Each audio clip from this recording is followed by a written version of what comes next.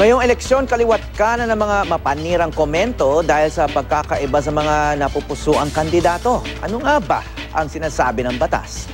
Kaugnay sa mga komentong ito, kaugnay niya na makakapanayam natin sa linya ng telepono si Attorney Francis Acero, eksperto sa Internet Law at Civil Rights. Magandang umaga po, Attorney Acero.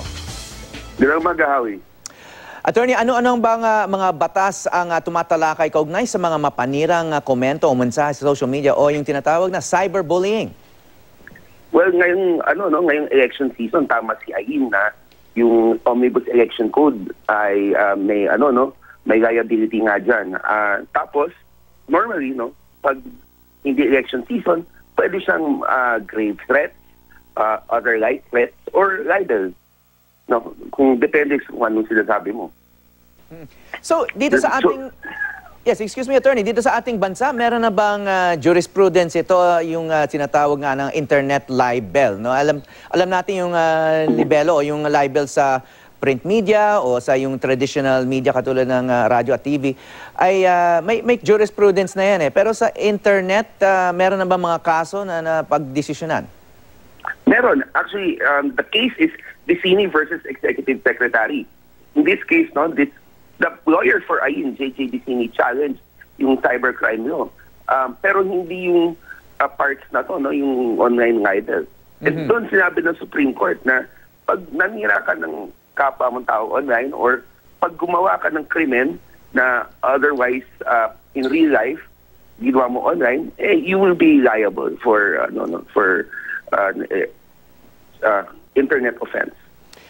Okay, sinite nyo yung Omnibus Election Code, no? Of course, this is just for elections. During the campaign season lang ito, no? Yes. Okay, and then nakalagay nga doon ay kung may threats. So the threats can happen anywhere. It can kahit sa Facebook o sa Twitter. Yes, lalo na on Facebook and Twitter. The thing is kasi when we act in a crowd, or lalo ng ganyan, the internet kasi sa echo chamber. So, tingin mo lahat ng tao na sumasang-ayon sa'yo. So, nakita ka ng kontra sa'yo, mas madali kang gumawa ng isang post na you wouldn't do otherwise. So, kaya kung mag-isa ka lang or tingin mo hindi siya tama normally. But in that echo chamber, sasabihin mo, gagawa ka ng mas manghang na salita, mas mapanira, mas masakit. And that's exactly what the cybercrime law wanted to address. And kaya mas mataas yung penalty niya under the cybercrime law.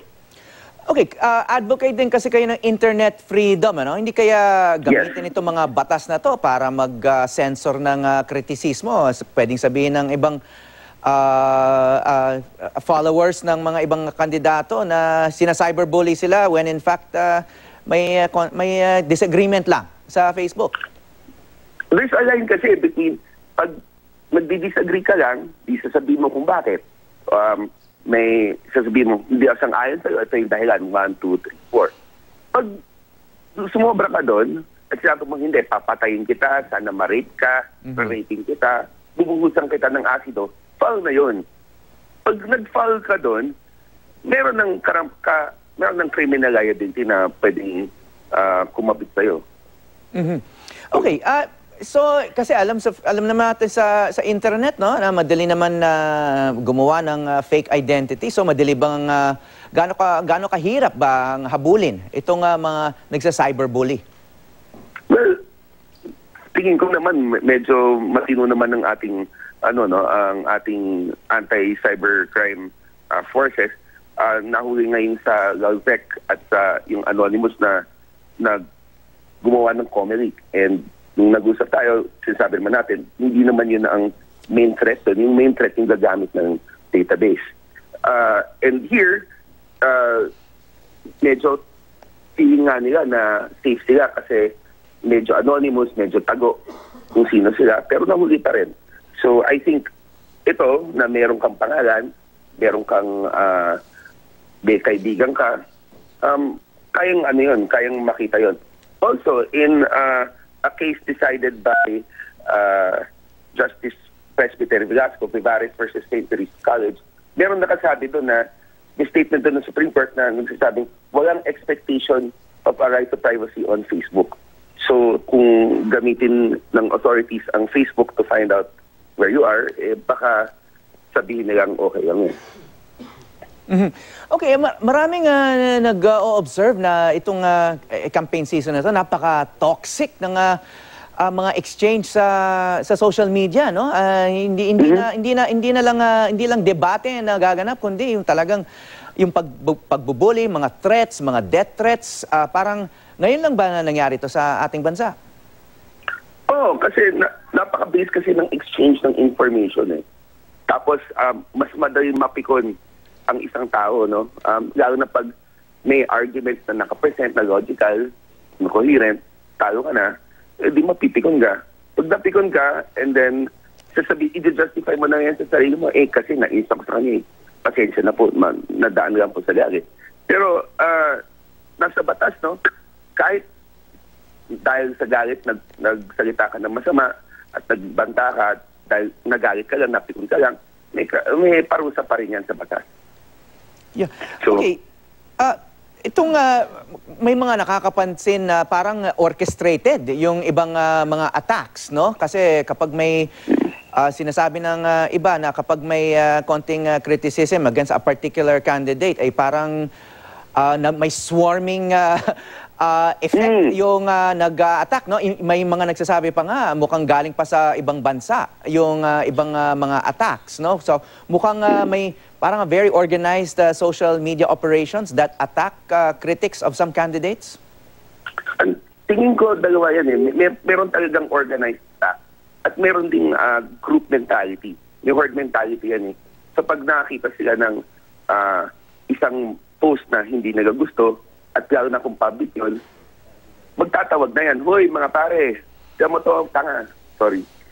Pero yan, dadagsa na sila doon.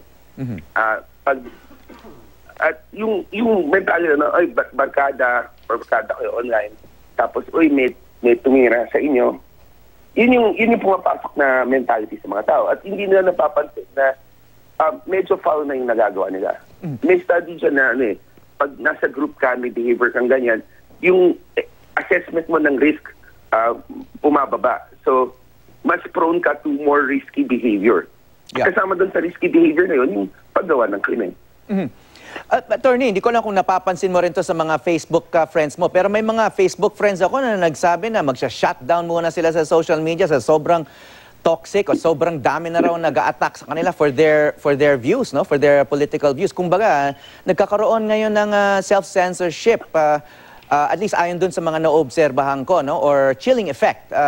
So ito siguro yung gusto rin na mangyari nitong mga attackers, no? Napapansin mo rin ba ito? Yes, and this is the reason kung bakit napaka-importante ng case na sinenyain. Na yung pag-hinayaan lang kasi natin yung mga taong to na magsalita ng ganyan. Parang sinasabi natin na okay lang sa estado na magsalita ng ganyan laban sa ibang tao sa kanilang mga political beliefs. At okay lang yung chilling effect na nangyayari sa kanila. That's why in our system of government, yung political speech is protected speech. May pag violate mo yung right to one's political speech, may parusa talaga yan. Okay, maraming salamat po sa inyong views. Attorney Francis Houston Acero, eksperto sa cyberspace and civil rights.